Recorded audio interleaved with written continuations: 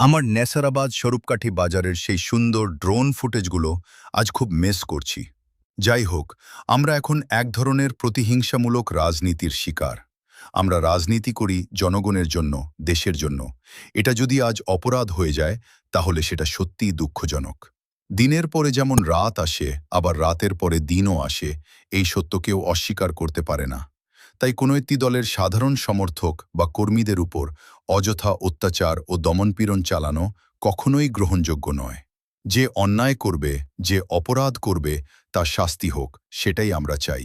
কিন্তু ১০০ জনের মধ্যে যদি একজন ভুল করে তার দায় সবাইকে নিতে বাধ্য করা, এটা কেমন বিচার? এখনো সময় আছে ন্যায় বিচার এবং সঠিক সিদ্ধান্তের পথে ফিরে আসার।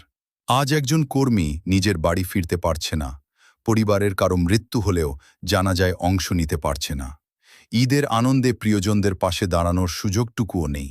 এইভাবে আর কতদিন মানুষকে দমিয়ে রাখা হবে? কাজের নামে, নিয়মের নামে, দায়িত্বের নামে মানুষের মৌলিক অনুভূতিগুলোকে কি এভাবেই চাপা দেওয়া হবে? পরিবর্তনের কথা বলা হয়, কিন্তু বাস্তবে কি পরিবর্তন হলো?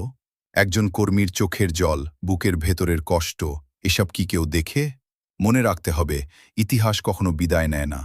মানুষের কষ্ট, বঞ্চনা আর ন্যায়ের দাবি একদিন না একদিন ফিরে আসে। আর তখন প্রশ্নগুলো আরও জোরে শোনা যায়। সময় এসেছে ভাবার, মানুষ আগে না শুধু কাজ?